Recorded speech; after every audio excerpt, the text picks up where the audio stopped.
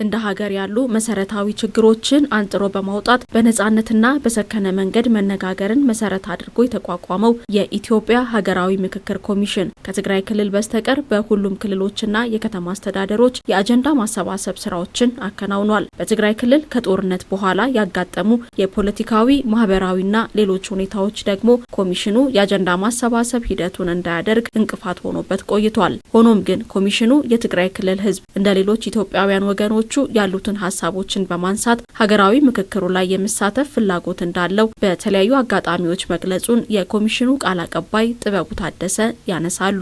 ዋና የሚፈልገው ትግራይ ተሳታፊዎቿን እንድትወክል የማድረግ አጀንዳዎቿን እንድትሰጥ የማድረጉ ስራ ግን እስካሁን ጥረቶቹ ያሉ ቢሆንም ያልተሳካበት ሁኔታ ነው ያለውና ስለዚህ ከዚህ አኳያ ህብረተሰቡ ጋር እንደዚህ አይነት ስሜቶች አሉ።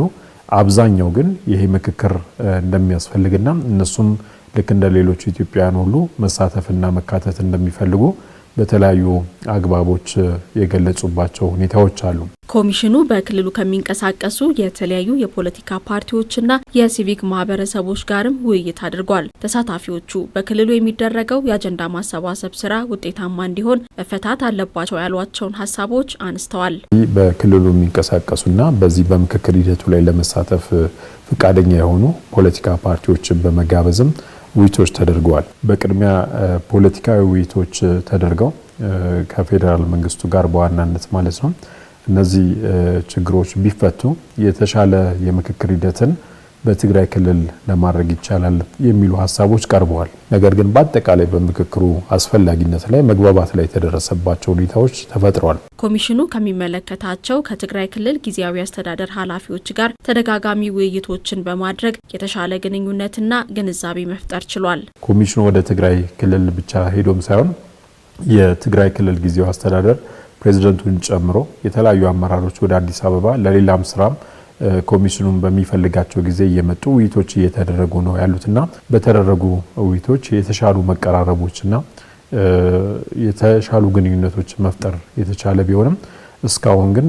ግልጽ በሆነ መንገድ ከዚህ ጊዜ ጀምሮ ኮሚሽኑ በትግራይ ክልል ተገኝቶ ተሳታፊዎችን መለየት ይችላል፣ አጀንዳዎችን ማሰባሰብ ይችላልና አብረን ሆነን መስራት እንችላለን የሚል ምላሽ ከጊዜያዊ አስተዳደሩ በኩል የተሰጠበት ሁኔታ የለም። ጊዜያዊ አስተዳደሩ ግልጽ ምላሽ አለመስጠቱ ደግሞ የኢትዮጵያ ሕዝብ የሚጠብቀው ሀገራዊ ምክክር በታለመለት ጊዜ እንዳይካሄድ ተጽዕኖ ይፈጥራል። ብዙ ኢትዮጵያውያኖች የሚጠብቁት ነው።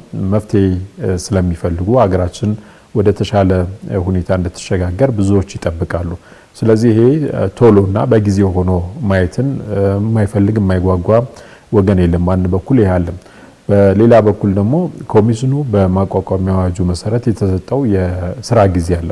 እንደውም የመጀመሪያው 3 አመት ተጠቃሎ 1 አመትም ተጨምሮ ይሄ 1 አመትም ሊጠቃለል 1 ወር አካባቢ ነው የቀረው።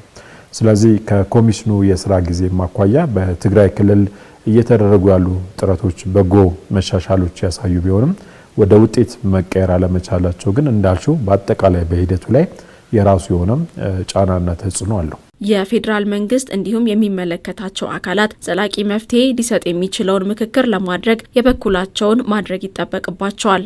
ከዚህ ውጪ ያለን አማራጭ ጦርነት፣ ግጭት እና የመሳሰሉ ጉዳዮች ናቸው የሚሆኑትና እነዛ አማራጭ ውስጥ ደግሞ የሩቁም ብቻም ሳይሆን በቅርብም ተሞክሮ በጣም ብዙ ጉዳቶችን ያደረሱ መሆናቸውን በመገንዘብ እና ደግሞ ዘላቂ መፍትሄም እንደማያመጡ በመረዳት ይሄ የምክክር ሂደት ላይ የትግራይ ክልልም ልክ እንደ ሌሎቹ ክልሎች ሁሉ የሚካተትበትና ትርጉም ያለው ተሳትፎ አድርጎ የትግራይ ክልል ችግሮችም የሚፈቱበት በዛ ውስጥ ደግሞ የኢትዮጵያም ችግሮች የሚፈቱበትን ሁኔታ ለማመቻቸት ሁሉም የሚመለከታቸው ባለድርሻ አካላት ሁሉ የበኩላቸውን ጥረት ማድረግ ይኖርባቸዋል የሚል ነው። እንደ ሀገር ከ4000 በላይ ዜጎች በምክክር ሂደቱ ላይ ይሳተፋሉ ተብሎ ይጠበቃል። ከትግራይ ክልልም ለማሳተፍ የኢትዮጵያ ሀገራዊ ምክክር ኮሚሽን ያሉትን አቅሞችን አሟጦ እንደሚጠቀም ተነስቷል።